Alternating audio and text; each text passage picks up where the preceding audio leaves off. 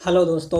Are के learning point में एक बार फिर से आपका बहुत बहुत स्वागत है। मेरा नाम है राहुल, जो कि आपको पता ही है। तो आज की वीडियो आपकी 11th क्लास की सीरीज़ जो लेकर आया था मैं, उसी की वीडियो है। 11th क्लास किस में बिजनेस स्टडी पढ़ा रहा हूँ, हिंदी मीडियम में पढ़ा रहा हूँ और CBSE का सिलेबस इसमें कवर कर रहा हूँ, जो कि आपको पहले से ही पता है। और ये बात मैं हर बार इसलिए बताता हूँ कि कोई नया बच्चा अगर हमारे साथ जुड़ा हो तो उसे कोई भी कन्फ्यूजन ना रह जाए। ठीक है, तो आपकी उसी सीरीज में आज चैप्टर 7 व्यावसायिक वित्त के स्रोत, व्यावसायिक वित्त के क्या क्या स्रोत है, कैसे कैसे होते हैं, कितने प्रकार होते हैं, हर एक छोटे से छोटे चीज़ों के बारे में हम यहाँ पर समझेंगे और आगे चलकर इनके बारे में डिस्कस करेंगे। इनके ऊपर ही हम क्या करेंगे, चिंतन करेंगे। ठीक है, तो आज की इस वीडियो में चैप्टर 7 पूरा कंप्लीट हो जाएगा। आपको पता है कि आपके चैप्टर 7 केवल एक ही एक्सरसाइज है, जो कि है 7.1। ठीक है, नोट्स के लिए नीचे डिस्क्रिप्शन में टेलीग्राम चैनल का लिंक दिया हुआ है, वहाँ पर जाकर ज्वाइन करके आप नोट्स ले सकते हो। ठीक है, कुछ भी पूछना हो, बताना हो, कोई सजेशन हो या कुछ भी क्वेश्चन हो तो नीचे कमेंट कर सकते हो, जिससे कि मुझे पता चल सके। और अगर आप तुरंत इंस्टेंटली आप अपने क्वेश्चन के आंसर पाना चाहते हो तो हमारे टेलीग्राम चैनल को जरूर ज्वाइन कर लेना। वहाँ पर आप मेरे से 24 घंटे जुड़े रह सकते हो और अपने क्वेश्चन का आंसर पा सकते हो। तो चलो वीडियो को स्टार्ट करते हैं।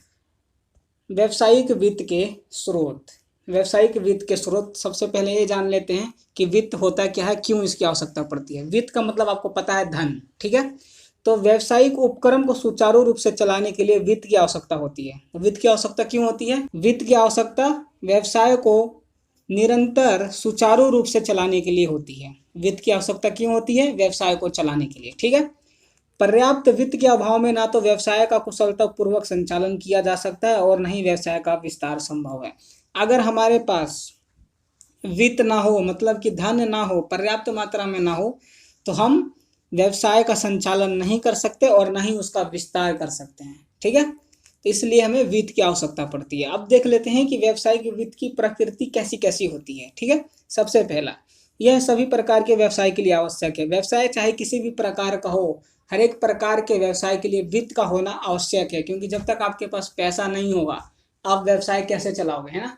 हर चीज को चलाने के लिए आजकल पैसा लगता है, तो व्यवसाय चलाने के लिए पैसे की आवश्यकता पड़ेगी, चाहे व्यवसाय छोटा हो, बड़ा हो, कोई सा भी व्यवसाय हो। ठीक है, अगला है, इसकी मात्रा व्यवसाय के आकार पर निर्भर करता है।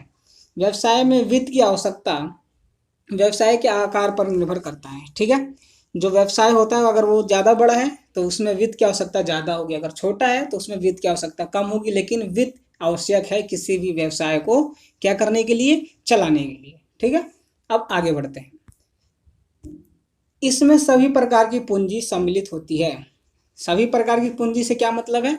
जो व्यवसायिक वित्त होता है हमारा, इसमें स्वामी पूंजी और ऋण पूंजी दोनों ही सम्मिलित होती है। आपके पास दो तरीके की ही पूंजी होगी, दो तरीके का ही धन होगा। एक वो जो कि स्वामी पूंजी, स्वामी पूंजी का मतलब खुद की पूंजी। आपके पास एक वो पूंजी होगी जो आपकी खुद की होगी, और दूसरी वो होगी जो आपने किसी से उधार ले रखा होगा, ऋण ले रखा होगा, तो उसे हम ऋण पूंजी कहते हैं। ठीक है, तो ये दोनों ही पूंजी उसमें सम्मिलित होती है। किसमें? व्यवसायिक वित्त में।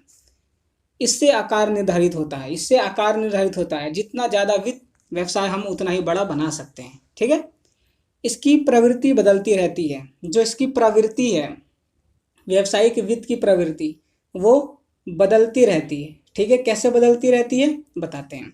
व्यवसाय में वित्त की आवश्यकता पर अनेक तत्वों का प्रभाव पड़ता है, जिससे यह परिवर्तित होती रहती है। ठीक है, अनेक प्रकार के जो इस पे हैं तत्वों के प्रभाव पड़ते हैं। कैसे कैसे तत्व होते हैं वो ये हैं कि जैसे कि व्यवसाय, आपको पता है क्या होता है, वातावरण के अनुसार परिवर्तित होता है। ठीक है, वातावरण के अनुसार अगर वो परिवर्तित नहीं हुआ तो व्यवसाय ठप पड़ सकता है, ये बात भी आपको पता है।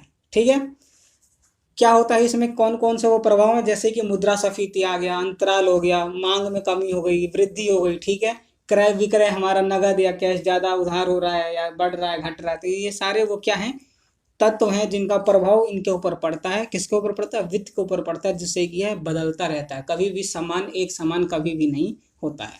तो ये हमने प्रकृति पढ़ी। अब इसके क्या महत्व हैं ये भी देख लेते हैं। यह व्यवसाय की स्थापना के लिए आवश्यक है।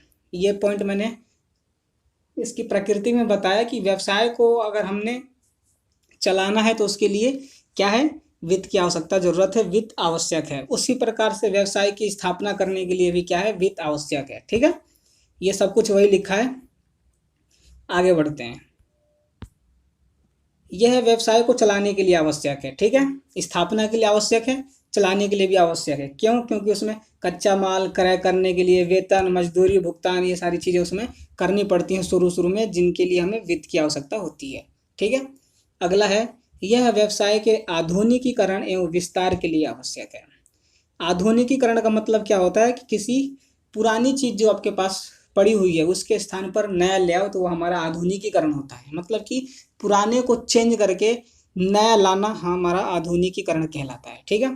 प्रतियोगिता में टिके रहने के लिए ऐसा करना जरूरी है, ठीक है। अगर आप अपने व्यवसाय को संचालित कर रहे हो और आप उसमें आधुनिकीकरण नहीं करते, मतलब कि समय के अनुसार उसमें परिवर्तन नहीं करते, चेंज नहीं करते, तो आप व्यवसाय को अपने प्रतियोगिता के साथ मार्केट में नहीं रह सकते, मतलब कि आपसे आगे कोई और निकल जाएगा, ठीक है। तो इसलिए समय के अनुसार चेंज होना, आधुनिकीकरण करना बहुत ही ज़्यादा जरूरी है।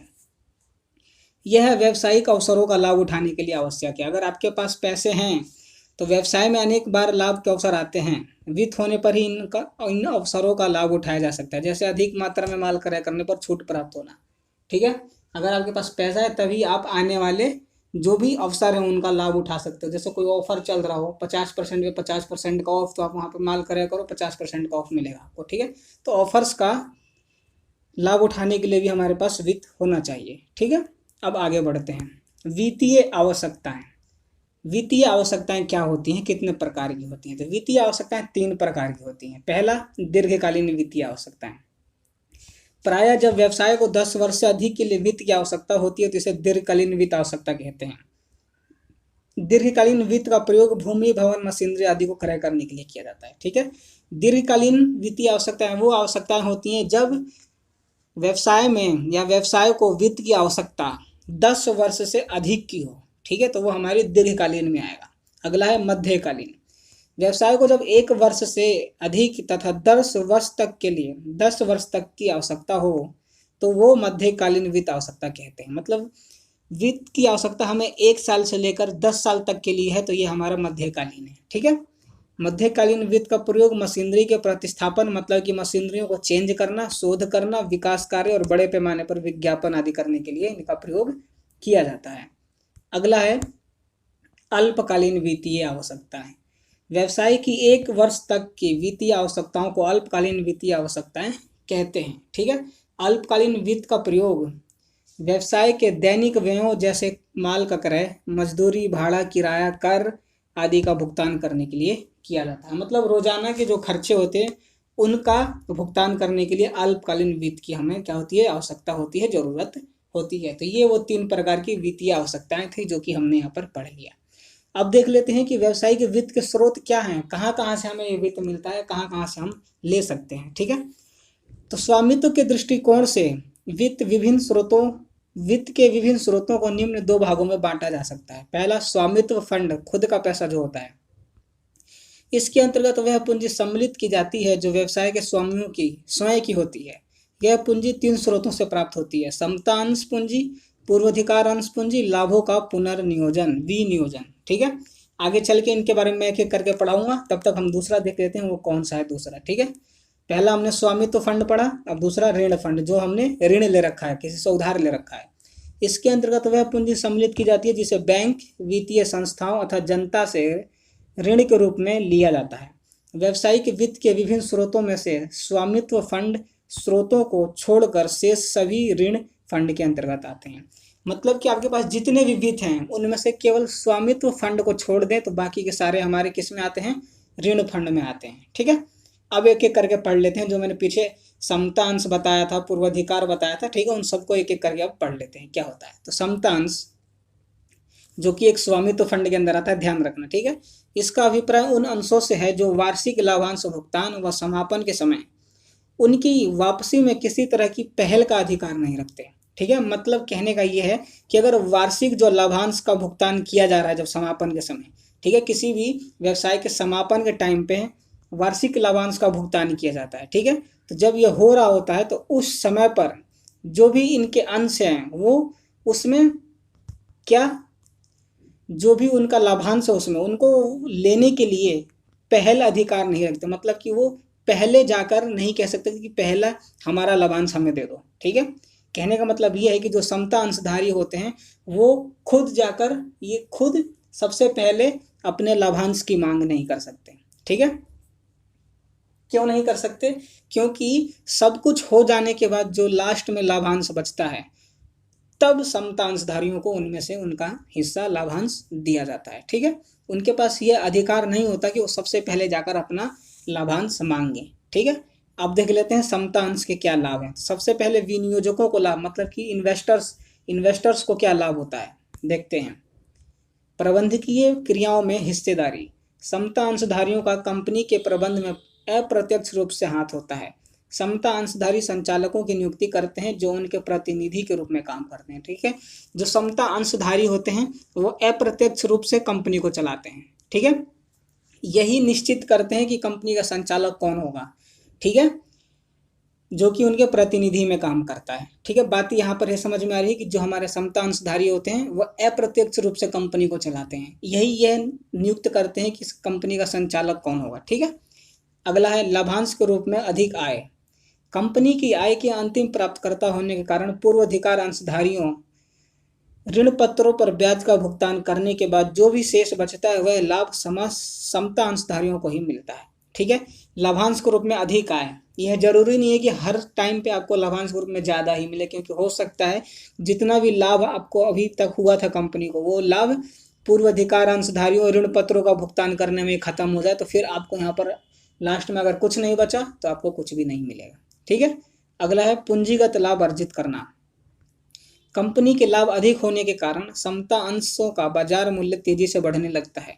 ऐसी स्थिति में अंशों को बेचकर लाभ अर्जित किया जा सकता है। ठीक है, पूंजीगत लाभ अर्जित करना कहने का मतलब यह है कि जब कंपनी को ज़्यादा लाभ होने लगता है तो उससे क्या होता है कि उस कंपनी के शेयर्स के जो रेट होते हैं वो बाजार में तेजी से बढ़ने लगते हैं। तो जो समता अंशधारी होता है वो अपने शेयर्स को बेच के अधिक लाभ अर्जित कर सकता है।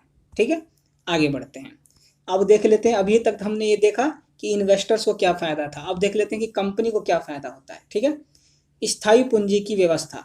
समता अंश कंपनी को दीर्घकालीन एवं स्थायी वित्त उपलब्ध करवाते हैं। ठीक है, जो समता अंश होते हैं वो कंपनी को दीर्घकालीन और स्थायी वित्त उपलब्ध कराते हैं। समता अंश पूंजी का भुगतान कंपनी को अपने जीवन काल में नहीं करना होता है, मतलब कि जो समता अंश पूंजी होती है उसका भुगतान कंपनी को अपने जीवन काल में नहीं करना होता है, जब वो समाप्त होती है कंपनी तब उनका भुगतान किया जाता है। ठीक है, अगला है साख में वृद्धि। जिस कंपनी की जितनी अधिक समता अंश पूंजी होती है बाजार में उसकी साख उतनी ही अधिक होती है। इससे कंपनी की ऋण प्राप्त करने की क्षमता में वृद्धि होती है। ठीक है, अगला है बंधक की आवश्यकता नहीं। बंधक का मतलब कि यह है कि वो रखते हैं ना, हम किसी से भी अगर ऋण लेते हैं तो उसके पास कुछ हम गिरवी रखते हैं, तो गिरवी रखना को यहाँ पर बंधक कहा गया है। ठीक है, प्राय ऋण लेने के लिए कंपनी को अपनी संपत्तियों को बंधक अथवा गिरवी रखना पड़ता है, लेकिन अंश पूंजी पर बंधक की आवश्यकता नहीं होती। अगर आपके पास अंश पूंजी है तो आप गिरवी रखने से बच सकते हो, आपको कुछ भी गिरवी नहीं रखना पड़ेगा। ठीक है, आगे बढ़ते हैं। अब इनकी क्या हानियां हैं, लाभ हैं जिसके हानि भी हैं। ठीक है, तो सबसे पहले इन्वेस्टर्स को क्या होती है हानि, अनिश्चित आय। मैंने पहले ही बताया कि इनको सब कुछ हो जाने के बाद जो भी बचता है उनमें से इनका लाभांश या जो भी है वो मिलता है, लेकिन अंत में सब कुछ मतलब कि हर एक चीज़ का वहाँ पर भुगतान कर देने के बाद अगर कुछ बचा ही नहीं तो क्या मिलेगा, कुछ भी नहीं मिलेगा। ठीक है, क्योंकि समता अंशों पर दिए जाने वाले लाभांश की दर निश्चित नहीं होती है, इसलिए समता अंशधारियों के लिए आय की अनिश्चितता बनी रहती है। ठीक है, ये नहीं कहा जा सकता कि इस बार जितना आपको मिला अगली बार भी उतना ही मिले, क्योंकि हो सकता है अगली बार लाभ हो ही ना। ठीक है, तो आपको कुछ भी नहीं मिलेगा। अगला है मंदी काल से हानि। मंदी काल में लाभ कम होने के कारण एक और लाभांश कम दर से मिलता है और दूसरी ओर अंशों के बाजार मूल्य में भी गिरावट आती है। जो मंदी काल होती है उसमें सबसे ज़्यादा नुकसान किसका होता है, समता अंशधारियों को होता है, क्योंकि जो पूर्वाधिकार अंशधारी होते हैं उनका यह अधिकार होता है कि कंपनी को लाभ हो या हानि हो उनको उनका लाभांश मिलेगा ही मिलेगा, जितना उनका रेट फिक्स होता है उसके हिसाब से उनको पैसा दिया जाता है। बचते हैं समता अंशधारी, तो समता अंशधारी को तभी मिलता है पैसा जब कंपनी को लाभ हो, अन्यथा हानि होती है तो इनको कुछ भी नहीं मिलता। ठीक है, समापन से हानि। कंपनी के समापन की दशा में समता अंश पूंजी की वापसी सबसे अंत में की जाती है। यहाँ तक कि अधिक हानि होने की दशा में समता अंशधारियों को अपनी पूंजी से वंचित भी रहना पड़ सकता है। अगर कंपनी को ज़्यादा ही लॉस हो गया तो फिर जो समता अंशधारी हैं उनको हो सकता है कि उनको कुछ भी ना मिले, उनकी जो अपनी खुद की पूंजी थी वो भी उनको वापस ना मिले। ठीक है, तो ये होता है समता अंशधारियों के साथ। ठीक है, अब आगे बढ़ते हैं और अब देखते हैं कि अभी तक तो इन्वेस्टर्स की बात थी, अंशधारियों की। अब देखते हैं कि कंपनी की क्या हानि है। समता पर व्यापार के लाभ से वंचित। यदि कंपनी केवल समता अंश ही जारी करती है तो समता पर व्यापार का लाभ नहीं उठाया जा सकता, क्योंकि समता पर व्यापार का लाभ उठाने के लिए समता अंश के साथ साथ आपको पूर्वाधिकार अंश भी क्या करना होता है, जारी करना आवश्यक होता है। पूंजी ढांचे में लोचशीलता का अभाव। समता अंशों को एक बार निर्गमित करके कंपनी अपने जीवन काल में इसका भुगतान नहीं कर सकती। समता अंशों की यह विशेषता पूंजी ढांचे में लोचशीलता का अभाव पैदा करती है। ठीक है, जो पूंजी ढांचा होता है उसमें लोचशीलता का अभाव होता है। क्यों? क्योंकि समता अंशों को जब एक बार निर्गमित कर दिया जाता है फिर कंपनी अपने जीवन काल में उसका भुगतान नहीं कर सकती। ठीक है, जिसके वजह से क्या होता है कि लोचशीलता नहीं बन पाती, पूंजियों में लोचशीलता नहीं बन पाती। ठीक है, अगला है अधिक निर्गमन लागतें। अन्य प्रतिभूतियों की अपेक्षा समता अंश जारी करने पर कंपनी को अधिक निर्गमन लागत वहन करना पड़ता है। जब भी कोई कंपनी अगर समता अंश क्या करती है, निर्गमन करना चाहती है, तो उसके लिए उसको बहुत सारे कार्य करने पड़ते हैं। एडवर्टाइजमेंट चलाना पड़ता है, बहुत सारी चीज़ें हैं जो छोटी छोटी वो करनी पड़ती है, प्रोस्पेक्टस छपवाना पड़ता है, हर एक चीज़ करनी पड़ती है, जिससे कि उसमें क्या होता है, अधिक लागतें आती हैं। ठीक है, अब देख लेते हैं, अभी तक हमने क्या देखा, समता अंश देखा था। ठीक है, अब देखेंगे पूर्वाधिकार अंश क्या होता है। प्रीफेंस शेयर इसे बोलते हैं इंग्लिश में। ठीक है, इसका अभिप्राय उन अंशों से है जो वार्षिक लाभांश के भुगतान व समापन के समय पूंजी वापसी के अधिकार में प्राथमिकता रखते हैं। ठीक है, मतलब कि ये सामने से के जाकर कह सकते हैं कि जी हमारा जो भी हिस्सा है वो हमें सबसे पहले मिलना चाहिए, इनके पास ऐसा करने का अधिकार होता है। ठीक है, क्या इसके प्रकार हैं?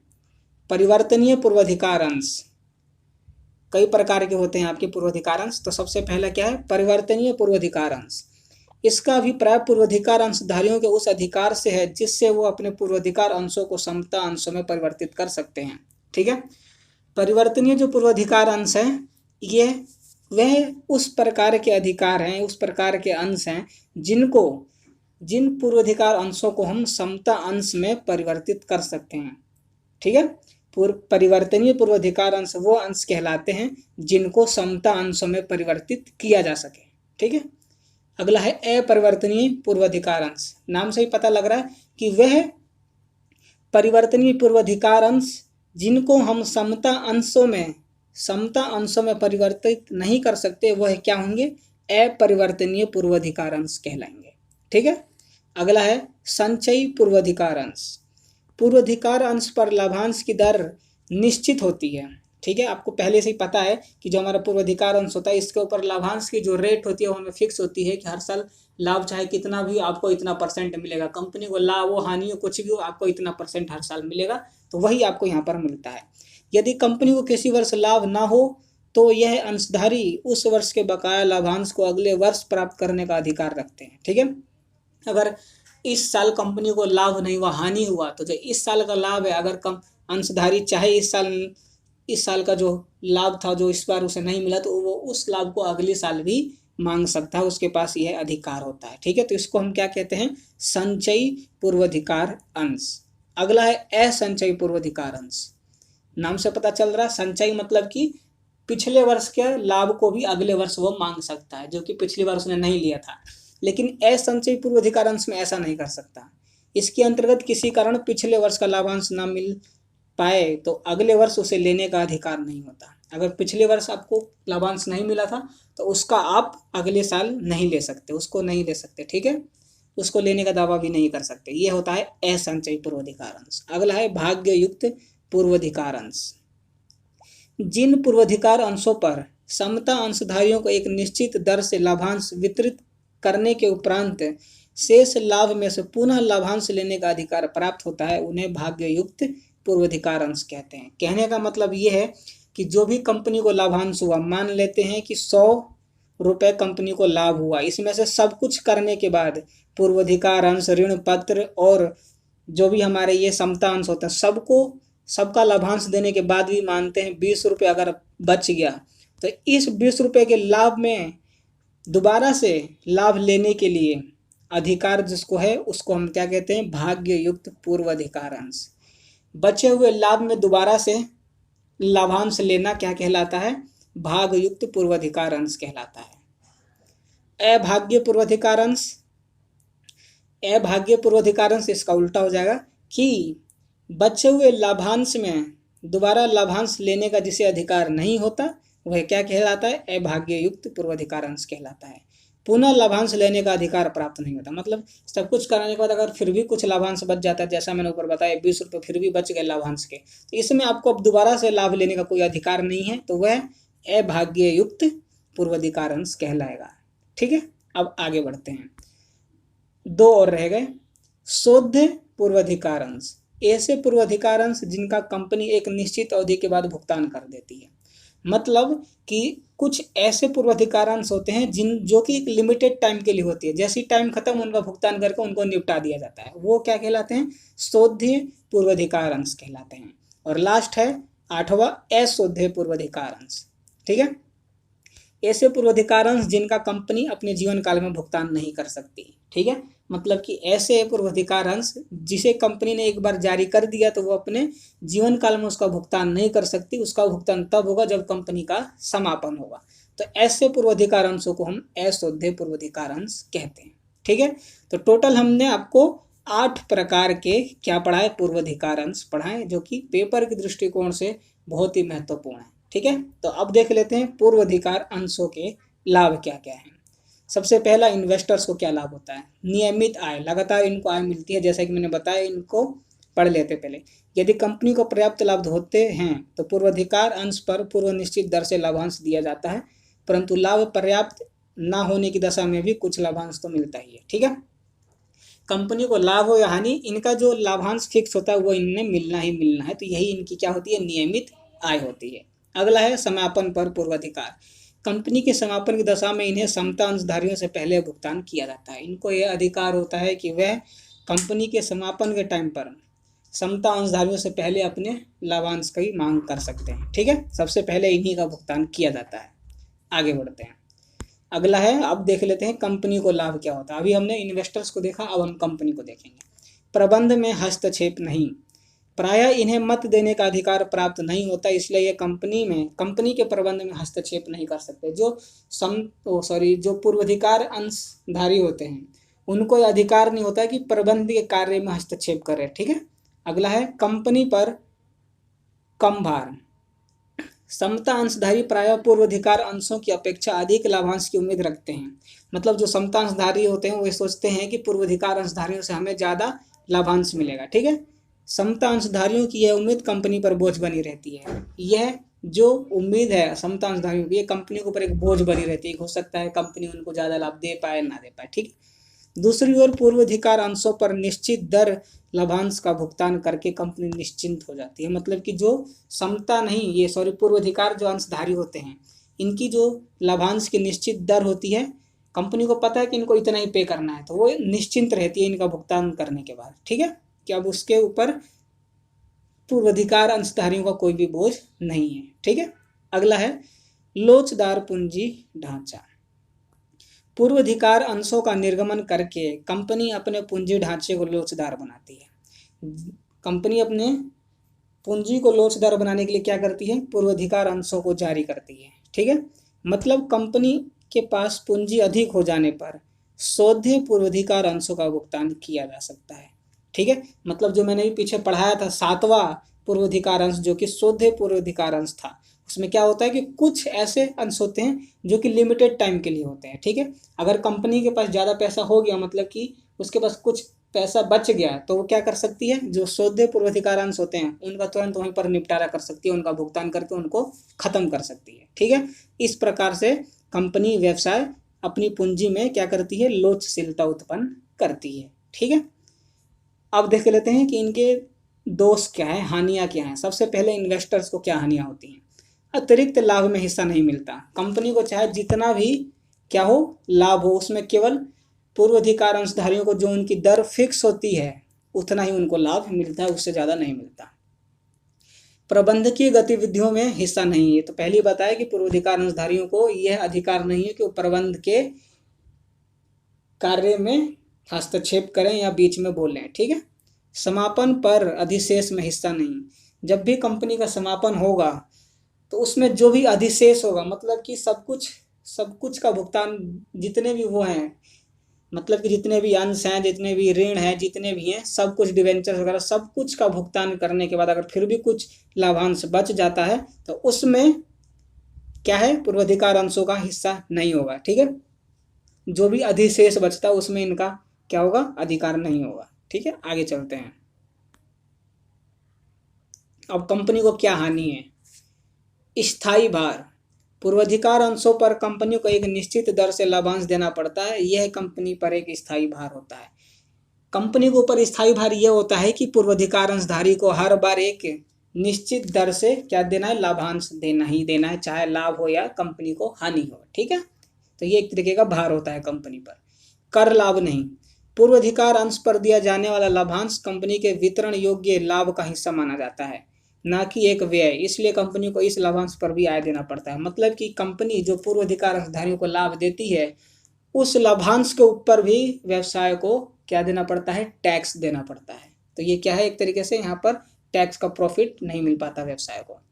समता अंशधारियों की असंतुष्टि, जो समता अंशधारी होते हैं वह असंतुष्ट होते हैं, कैसे देखते हैं। जैसा कि स्पष्ट है कि पूर्वाधिकार अंशों पर लाभांश समता अंश से पहले दिया जाता है।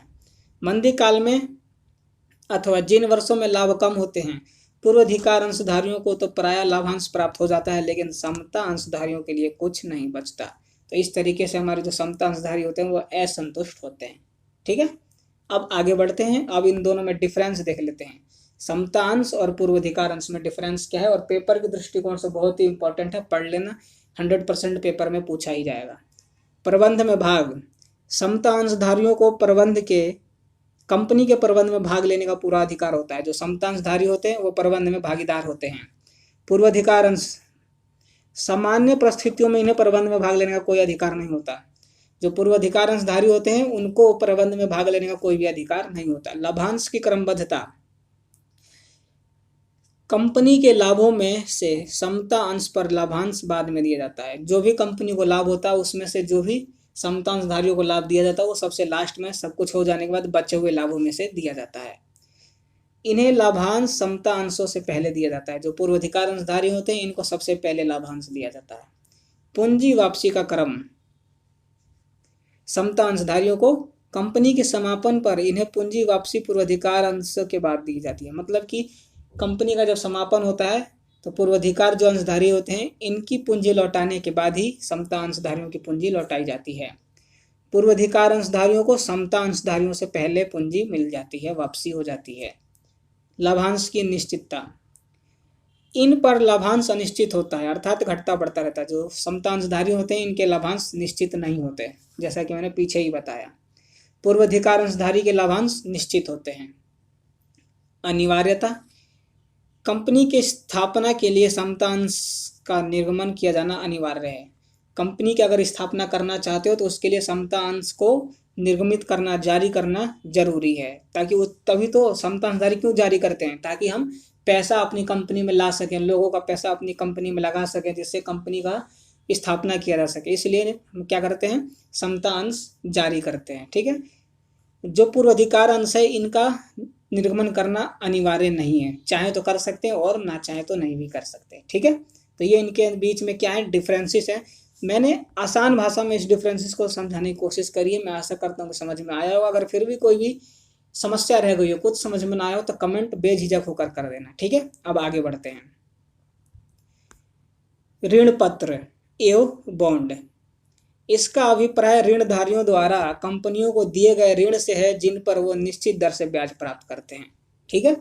ऋण पत्र क्या होता है, ऋण पत्र एक दस्तावेज होता है जिससे यह पता लगता है कि किसी व्यक्ति ने कंपनी में पैसा ऋण के रूप में दे रखा है, ठीक है, और बदले में वह ब्याज प्राप्त करता है, ठीक है। तो ये हमारा ऋण पत्र कहलाता है। जिस भी व्यक्ति ने कंपनी को ऋण दे रखा होगा उसको कंपनी ऋण पत्र देती है, जिसके आधार पर उसको उसका ब्याज मिलता है।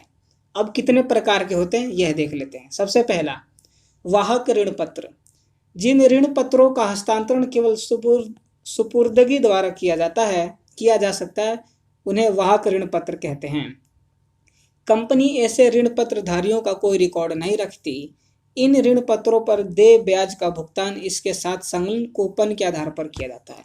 मतलब वाहक ऋण पत्र वह ऋण पत्र है जिनका हस्तांतरण केवल सुपुर्दगी द्वारा किया जाता है, ठीक है। और ऐसे ऋण पत्रों का कंपनी कोई भी रिकॉर्ड नहीं रखती और इन पर जो ब्याज दिया जाता है वो इस ऋण पत्र के साथ ही एक हमारा कूपन दिया जाता है। कंपनी अपना कूपन दे देती है और उस पर लिखा होता है कि कितना इनको ब्याज देना है, उसके हिसाब से इनको ब्याज दिया जाता है और इनका निपटारा कर दिया जाता है।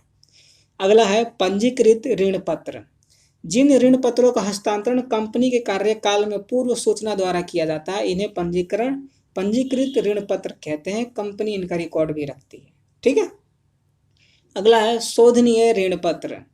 जिन ऋण पत्र के मूलधन का भुगतान कंपनी एक निश्चित अवधि के बाद कर देती है उन्हें शोधनीय ऋण पत्र कहते हैं। ऐसा ही एक हमारा क्या था, शोध्य पूर्वाधिकार अंश पूंजी भी था, जो कि लिमिटेड टाइम के लिए होता है, जिनका टाइम समाप्त होने के बाद उनका निपटारा कर दिया जाता है भुगतान करने के साथ ही। तो ठीक उसी प्रकार से ये भी एक क्या है, शोधनीय ऋण पत्र है।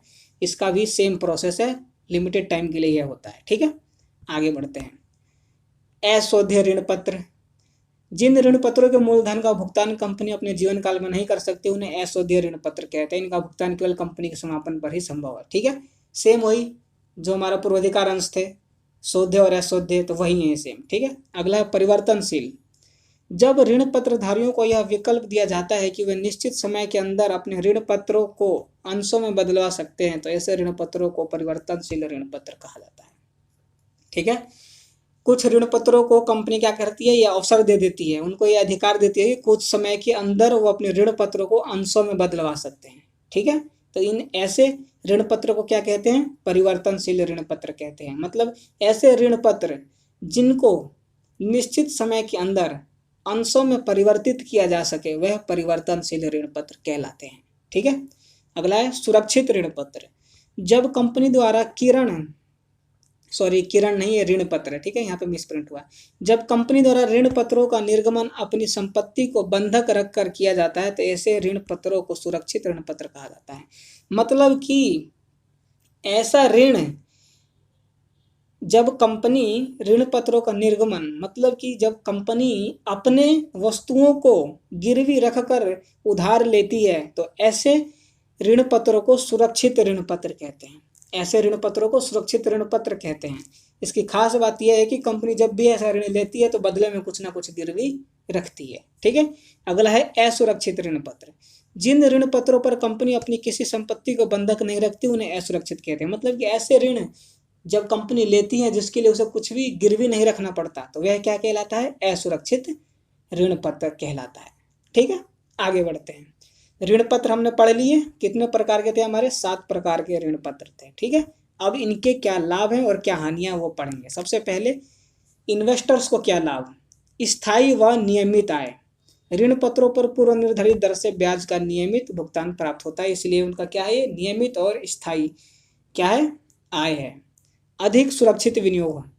ऋण पत्र प्रायः कंपनी की संपत्तियों को बंधक रखकर निर्गमित किए जाते हैं, अतः यह अधिक सुरक्षित होते हैं। अधिक सुरक्षित इसलिए होते हैं कि जिससे आपने ऋण लिया है वो आपसे अब ऋण मांगेगा नहीं जल्दी। क्यों नहीं मांगेगा, क्योंकि उसे भरोसा है कि उसने जिसे ऋण दिया है वो अब उसका ऋण लेकर नहीं भागेगी। क्यों, क्योंकि बदले में उसने कुछ ना कुछ अपना सामान उसके पास गिरवी रखा हुआ होता है, ठीक है। अगला है परिवर्तन का अधिकार। परिवर्तनशील ऋण पत्रों पर उन्हें अंशों में परिवर्तित करने का अधिकार प्राप्त होता है। जैसा कि मैंने पीछे ही बताया, ऐसे ऋण पत्र जिनको निश्चित समय के अंदर अंशों में परिवर्तित किया जा सकता है वो क्या कहलाते हैं, परिवर्तनशील ऋण पत्र कहलाते हैं, ठीक है। ऐसी स्थितियों में ऋण पत्रधारी कंपनी के स्वामी बनकर कंपनी की समृद्धि में भाग ले सकते हैं, ठीक है। अगला है, अब कंपनी को लाभ देख लेते हैं। अभी इन्वेस्टर्स को लाभ पढ़ा था हमने, अंशधारियों के लाभ, अब कंपनी के लाभ। प्रबंध में हस्तक्षेप नहीं। जो ऋण पत्रधारी होते हैं इन्हें प्रबंध में भाग लेने का अधिकार नहीं होता, इसलिए कंपनी के प्रबंध में हस्तक्षेप नहीं कर सकते। वित्त का सस्ता साधन। ऋण पत्रों पर दिया जाने वाला ब्याज अंशों पर दिए जाने वाले लाभांश की तुलना में कम होता है, अतः यह दीर्घकालीन एवं मध्यकालीन वित्त का एक सस्ता साधन है। जो ऋण के माध्यम से वित्त इकट्ठा करना होता है यह एक सस्ता साधन होता है, ठीक है, क्योंकि इन पर कम ब्याज देना पड़ता है। अगला है कर लाभ। ऋण पत्रों पर दिए जाने वाले ब्याज कंपनी की कर देय आय की गणना के लिए स्वीकृत कटौती है, अतः इससे आयकर कम देना पड़ता है। जो भी ऋण के ऊपर कंपनी ब्याज देती है वह क्या है, एक कटौती है, आय के हिसाब से एक कटौती है जिसके ऊपर कंपनी को टैक्स नहीं देना पड़ता, ठीक है, कम देना पड़ता है मतलब कि। तो ये है, इससे क्या होता है, कंपनी को कर के ऊपर लाभ होता है, टैक्स बेनिफिट होता है, ठीक है। अब इसके क्या हानि है, सबसे पहले अंशधारियों की कम आय। ऋण पत्र पर ब्याज की दर काफी कम होने के कारण ऋण पत्रधारियों को आय कम होती है, ठीक है। प्रबंध में भागीदारी नहीं, क्योंकि ऋण पत्रधारी कंपनी के लेनदार होते हैं, इसलिए उनको कंपनी की सभाओं में मतदान का अधिकार प्राप्त नहीं होता। कंपनी में हस्तक्षेप करने का कोई इन्हें अधिकार नहीं होता है। अब कंपनी को क्या हानि होती है, स्थायी भार। इनको हर बार ब्याज का भुगतान करना होता है, जो कि कंपनी को पर एक स्थायी भार का क्या करती है, प्रभाव डालती है। अगला है वैधानिक कार्यवाही संभव। कंपनी के ब्याज अथवा मूलधन का भुगतान करने में असमर्थ रहने पर ऋण पत्रधारी कंपनी को बंद करने के लिए वैधानिक कार्यवाही कर सकते हैं, ठीक है। संपत्तियों पर अधिकार से साख में कमी। सुरक्षित ऋण पत्र निर्गमित करने की स्थिति में कंपनी को अपनी संपत्तियां बंधक रखनी पड़ती हैं, इससे कंपनी की साख में कमी आती है। जब भी कंपनी ऋण लेती है और उसके लिए कोई भी अपना सामान वस्तु गिरवी रखती है तो उससे क्या होता है कि संपत्ति में कमी होती है, ठीक है। अब आगे बढ़ते हैं, अब इन दोनों में अंतर देख लेते हैं, ऋण पत्र और अंश में क्या अंतर है। ये भी इंपॉर्टेंट है, जितने भी डिफरेंस मैं पढ़ाऊंगा सारे इंपॉर्टेंट है, उनको जरूर पढ़ लेना, ठीक है। कंपनी से संबंध। ऋण पत्रधारी कंपनी के लेनदार होते हैं और जो अंशधारी होते हैं वो कंपनी के स्वामी होते हैं। प्रतिफल, इन्हें अपने विनियोग पर ब्याज प्राप्त होता है। जो ऋण पत्रधारी होते हैं इनको ब्याज प्राप्त होता है और जो अंशधारी होते हैं इनको लाभांश प्राप्त होता है। प्रबंध में भाग। ऋण पत्रधारियों को प्रबंध में भाग लेने का कोई अधिकार नहीं होता और जो अंशधारी होते हैं वो इनको अधिकार होता है। कर लाभ। ऋण पत्रों पर कंपनी को कर लाभ प्राप्त होता है और अंशों पर कर लाभ प्राप्त नहीं होता, ठीक है। ऋण पत्रों पर कर लाभ प्राप्त होता है व्यवसाय को, लेकिन अंशों पर नहीं होता, ठीक है। पूंजी की वापसी। अशोध्य ऋण पत्रों को छोड़कर शेष ऋण पत्रों का रुपया कंपनी अपने जीवन काल में वापस कर देती है, ठीक है। और जो अंश हैं इसमें शोध्य पूर्वाधिकार अंशों को छोड़कर शेष का रुपया कंपनी अपने जीवन काल में वापस नहीं करती। शोध्य पूर्वाधिकार अंश वो होते हैं जो लिमिटेड टाइम के लिए होते हैं, ठीक है। जब भी कंपनी के पास अधिशेष होता है तो वो इसका निपटारा कर देती है, ठीक है। तो ये वही है, ठीक है। तो ये कुछ इंपॉर्टेंट इनके बीच में डिफरेंसेस है जो मैंने बताया। आशा करता हूँ समझ में आया होगा। अगर कुछ भी समझ में ना आया हो तो कमेंट कर देना, जिससे मुझे पता चल सके कि कुछ समझ में नहीं आया तुम्हें, ठीक है। अब आगे बढ़ते हैं। लाभों का पुनर्नियोजन, प्रतिधारित लाभ इसी को कहते हैं।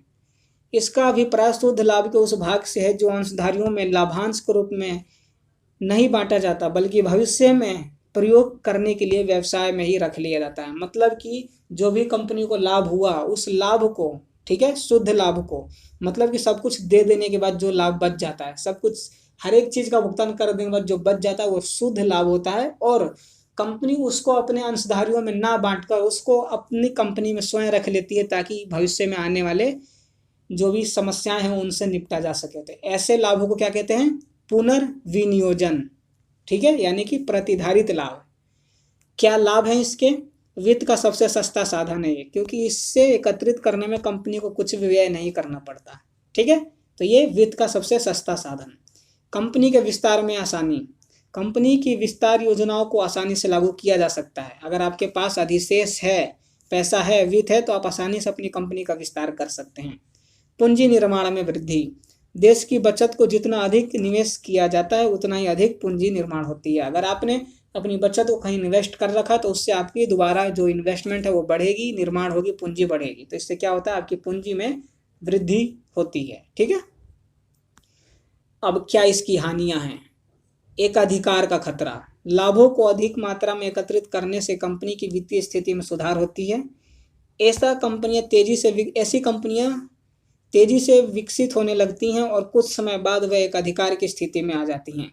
मतलब कि ऐसी कंपनियां बहुत तेजी से आगे बढ़ती हैं और कुछ समय बाद वो एक अधिकार की स्थिति में आ जाती हैं। मतलब कि कंपनियों के ऊपर और किसी का अधिकार नहीं होता, खुद कंपनी का अधिकार होता है। वो चाहे कुछ भी कर सके, किसी भी वस्तु का रेट बढ़ा सके, घटा सके, ऐसा वो कर सकती है। ठीक है।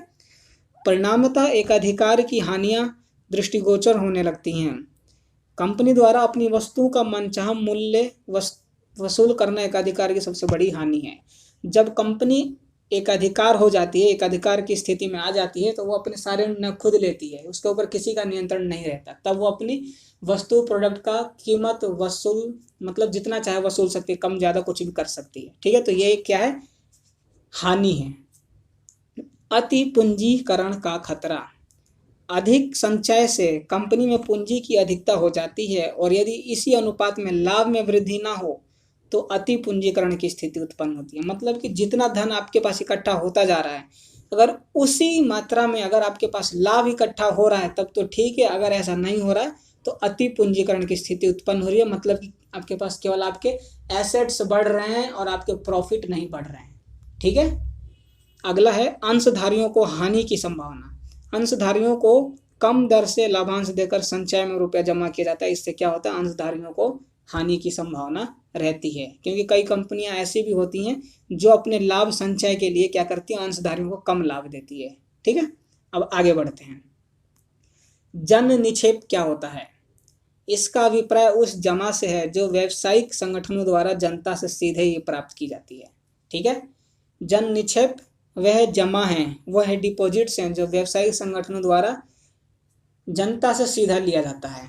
क्या है इसके लाभ? सरल पद्धति। कंपनी के लिए मध्यकालीन एवं अल्पकालीन वित्त प्राप्त करने का यह सबसे सरल तरीका है। ठीक है। आसानी से प्राप्त हो जाता है। समता पर व्यापार का लाभ। इसमें कंपनी को समता पर व्यापार का लाभ प्राप्त होता है। यानी कि जन निक्षेप एक तरीके से क्या बोल सकते हैं? पूर्वाधिकार अंश होते हैं। ठीक है। जो कि कुछ समय के लिए होते हैं। अंशधारियों के नियंत्रण में कमी नहीं। जन निक्षेप में निवेश करने वाले लोगों का कंपनी के प्रबंध में कोई हस्तक्षेप नहीं होता, अतः कंपनी पर अंशधारियों का नियंत्रण ज्यों का त्यों बना रहता है। ठीक है।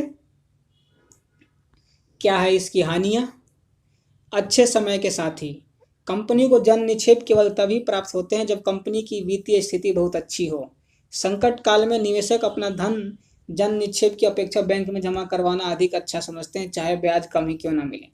कंपनी जब तक अच्छे लेवल पर है, कंपनी की वित्तीय स्थिति जब तक अच्छी है, केवल तभी तक जन निक्षेप के लोग होते हैं, जो निवेशक होते हैं, वो इसमें क्या करेंगे? इन्वेस्ट करेंगे। जैसे उनको लगेगा कि कंपनी के ऊपर कोई संकट है तो तुरंत ही वो अपना पैसा यहाँ से निकाल कर बैंक में जमा करवा देंगे, भले ही उनके पास बैंक से कम ब्याज मिले। ठीक है। असुरक्षित प्रकृति।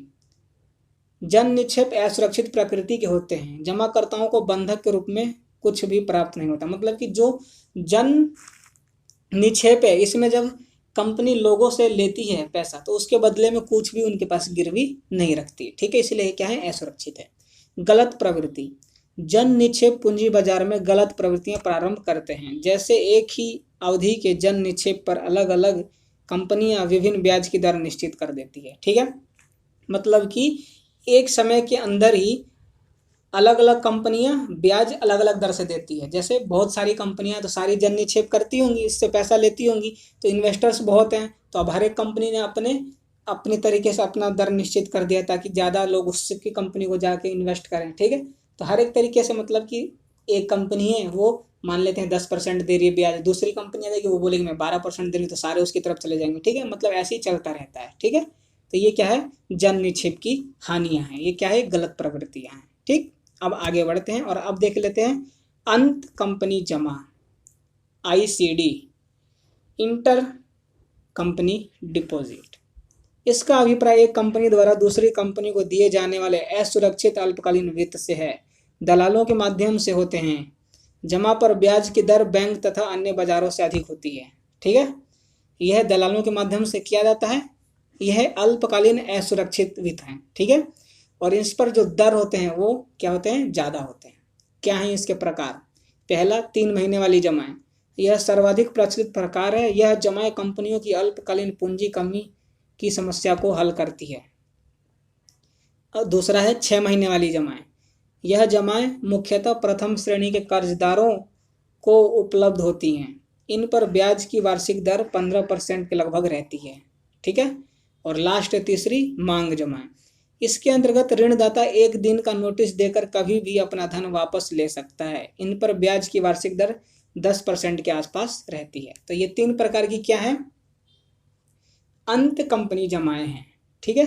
अब आगे बढ़ते हैं। ये जो एक्सरसाइज थोड़ा ज़्यादा बड़ा है तो इसमें थोड़ा ज़्यादा टाइम लगेगा, लेकिन कोई नहीं, आपको अच्छे से समझ में आएगा। बने रहें अंत तक। वीडियो अच्छी लग रही है तो लाइक ज़रूर कर दें। ठीक है। क्या है इसकी विशेषताएं? यह व्यवहार 2 कंपनियों के मध्य होते हैं। यह जमा अल्पकाल के लिए होती हैं।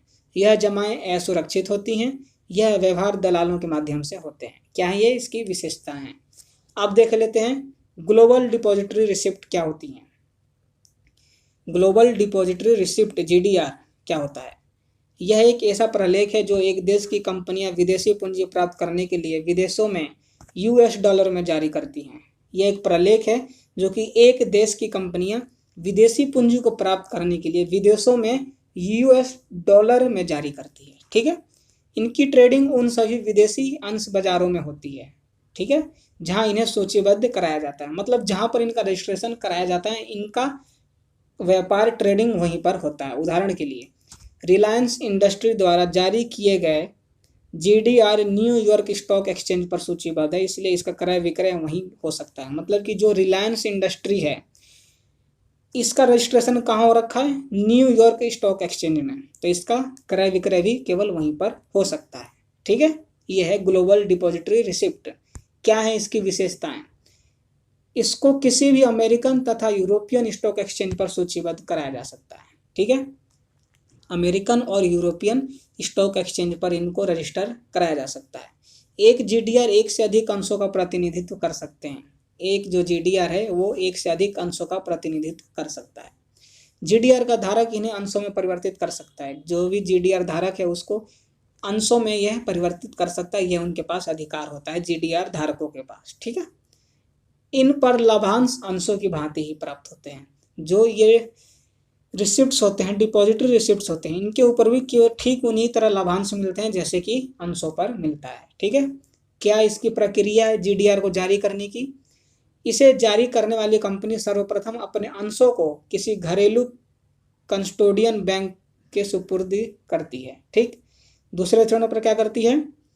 DCB अंशों को GDR, DCB का मतलब वही डोमेस्टिक कस्टोडियन बैंक। ठीक है।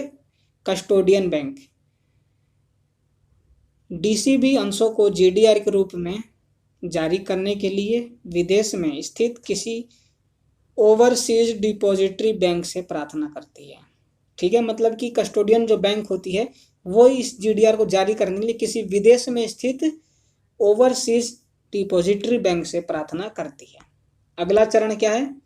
ODB, ओवरसीज डिपॉजिटरी बैंक द्वारा रुपया में प्रदर्शित अंशों को GDR में परिवर्तित किया जाता है जो कि US डॉलर में होते हैं। ठीक है। जो US डॉलर में होते हैं उनको रुपयों में प्रदर्शित किया जाता है और अंत में इन्हें इच्छुक निवेशकों को जारी कर दिया जाता है। मतलब जो भी इसको खरीदना चाहता है उनको यह क्या कर दिया जाता है? जारी कर दिया जाता है।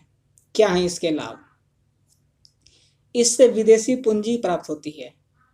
इसमें अंशों की अपेक्षा अधिक तरलता रहती है। कंपनी की साख में वृद्धि होती है। इन्हें जारी करने में कम समय लगता है। ठीक है। इनको जारी करने में कम समय लगता है क्योंकि इलेक्ट्रॉनिक रूप से होते हैं। ठीक है। अब अगला है अमेरिकन डिपॉजिटरी रिसिप्ट क्या होता है। ठीक है। यह इस एक्सरसाइज का लास्ट पड़ाव है। ठीक है। तो चलिए पढ़ ही लेते हैं क्या है। यह एक ऐसा प्रलेख है जो अमेरिका से बाहर की कंपनियां विदेशी पूंजी प्राप्त करने के लिए अमेरिका वासियों को जारी करती हैं। ठीक है। मतलब कि यह एक ऐसा प्रलेख है जो कि अमेरिका से बाहर की कंपनियां अमेरिका वासियों को जारी करती हैं ताकि वो क्या कर सके? विदेशी पूंजी को प्राप्त कर सके। ठीक है। इनका सूचीयन न्यूयॉर्क स्टॉक एक्सचेंज, नैस्डैक आदि अमेरिकन अंश बाजारों में ही हो सकता है। ठीक है। बात समझ में आई? मतलब कि यह प्रलेख अमेरिका से बाहर की कंपनियां अमेरिका के लोगों को करती है ताकि वो विदेशी पूंजी का क्या कर सके? प्राप्त कर सके। ठीक है। क्या है इसकी विशेषता? इसको किसी भी अमेरिकन स्टॉक एक्सचेंज पर सूचीबद्ध करवाया जा सकता है। किसी भी अमेरिकन स्टॉक एक्सचेंज पर इनको रजिस्टर्ड कराया जा सकता है। एक एडीआर एक से अधिक अंशों का प्रतिनिधित्व कर सकता है। सेम है, सारी विशेषताएं सेम है जो मैंने पीछे पढ़ाई। एडीआर का धारक इन्हें अंशों में परिवर्तित कर सकता है। इन पर लाभांश अंशों की भांति ही मिलता है। क्या है प्रक्रिया जारी करने की? सेम प्रक्रिया, इनको भी जारी करने की सेम प्रक्रिया है। ठीक है, सेम प्रक्रिया है। क्या है इसके लाभ? इससे विदेशी पूंजी प्राप्त होता है, अंशों की अपेक्षा अधिक तरलता रहती है, कंपनी की साख में वृद्धि होती है, इन्हें जारी करने में कम लागत आती है। सेम इनकी जो प्रक्रिया है, लाभ है, विशेषताएं सब कुछ सेम है तीनों की। ठीक है, और लास्ट है आपका भारतीय डिपॉजिटरी रिसिप्ट्स क्या होती हैं? आईडीआर जीडीआर यानी ग्लोबल अमेरिकन की तरह ही क्या है, भारतीय जो डिपॉजिटरी रिसिप्ट्स है ये ग्लोबल और अमेरिकन की तरह ही है, लेकिन इन्हें जारी करने वाली कंपनियां विदेशी होती हैं। लेकिन इसमें क्या डिफरेंस क्या है कि इसको जारी करने वाली कंपनियां क्या होती हैं? विदेशी होती हैं। जो भारतीय बाजार से धन एकत्रित करती हैं, जो भारतीय डिपॉजिटरी रिसिप्ट्स होती हैं, इसको जारी करने वाली कंपनियां विदेशी कंपनियां होती हैं। यह क्या करती हैं? भारतीय बाजार से धन एकत्रित करती हैं और इनको जारी कर देती हैं। ठीक है, आईडीआर को रुपया में प्रदर्शित किया जाता है। इन्हें किसी भी भारतीय स्टॉक एक्सचेंज पर सूचीबद्ध कराया जा सकता है। ठीक है, बात समझ में आ गई? इनको किसी भी भारतीय स्टॉक एक्सचेंज पर रजिस्टर्ड कराया जा सकता है। क्या है इसकी विशेषताएं? विशेषताएं प्रक्रिया सब सेम है जैसा कि मैंने बताया। इसको किसी भी विदेशी कंपनी द्वारा जारी किया जा सकता है, किसी भी भारतीय स्टॉक एक्सचेंज पर सूचीबद्ध कराया जा सकता है, एक आईडीआर एक से अधिक अंशों का प्रतिनिधित्व कर सकता है, इस पर लाभांश अंशों की भांति ही प्राप्त होता है। क्या है इसकी प्रक्रिया? सेम प्रक्रिया। इसे जारी करने वाली कंपनियां सर्वप्रथम अपने अंशों को किसी विदेशी कस्टोडियन बैंक से सुपुर्दगी करती है। ओसीबी अंशों को आईडीआर के रूप में जारी करने के लिए किसी भारतीय डिपॉजिटरी से प्रार्थना करता है। ठीक है, जो भी विदेशी वो है, विदेशी बैंक है, वो किसी भी इंडियन डिपॉजिटरी बैंक से क्या करेगा? प्रार्थना करेगा कि ये आपके शेयर खरीदना चाहते हैं। ठीक है, उसके बाद फिर आईडी इंडियन डिपॉजिटरी द्वारा विदेशी मुद्रा में प्रदर्शित अंशों को आईडीआर में परिवर्तित किया जाता है जो कि भारतीय रुपए में होते हैं। ठीक है, अंत में आईडी इन्हें इच्छुक निवेशकों को जारी कर देता है। मतलब अंत में सब कुछ परिवर्तित कर देने के बाद जो इसे लेना चाहता था वो उसको दे दिया जाता है। तो ये क्या है? आपका चैप्टर 7 है जो कि यहाँ पर समाप्त हुआ। एडीआर, आईडीआर और जीडीआर तीनों ही क्या है? इम्पोर्टेंट है, पेपर में पूछा जा सकता है। ठीक है, तो तीनों को मोस्ट इम्पोर्टेंट टिक लगा लेना। और जो मैंने डिफरेंस पढ़ा है, समता अंश, पूर्वाधिकार अंश, ऋण पत्र और अंश में 100% इस चैप्टर से यह 3 प्रश्न उठते हैं। तो तीनों को अच्छे से देख लेना, पढ़ लेना और नोट्स के लिए टेलीग्राम चैनल को ज्वाइन कर लेना। तो आज की वीडियो में बस इतना ही। और अभी तक आपने हमारे चैनल को सब्सक्राइब नहीं करा तो सब्सक्राइब करके नोटिफिकेशन बेल को ऑल पर सेट कर लेना ताकि नोटिफिकेशन से मिस ना रहो। कमेंट कर देना जो भी समझ में ना आया हो, पूछना चाहते हो, बताना चाहते हो। वीडियो अच्छी लगी हो तो लाइक कर देना और अपने दोस्तों के साथ भी शेयर करना जो कि बिजनेस स्टडी को हिंदी में पढ़ना चाहते हैं। आज की वीडियो जो कि चैप्टर 7 यहीं पर कंप्लीट होता है। एक्सरसाइज थोड़ी बड़ी थी तो टाइम थोड़ा ज़्यादा लग गया, लेकिन कोई नहीं, अच्छे से समझ में आना चाहिए। तो चलो आज की वीडियो में बस इतना ही। फिर अगली वीडियो में आपके अगले चैप्टर के साथ मिलूंगा। तब तक के लिए गुड बाय, जय हिंद और जय भारत।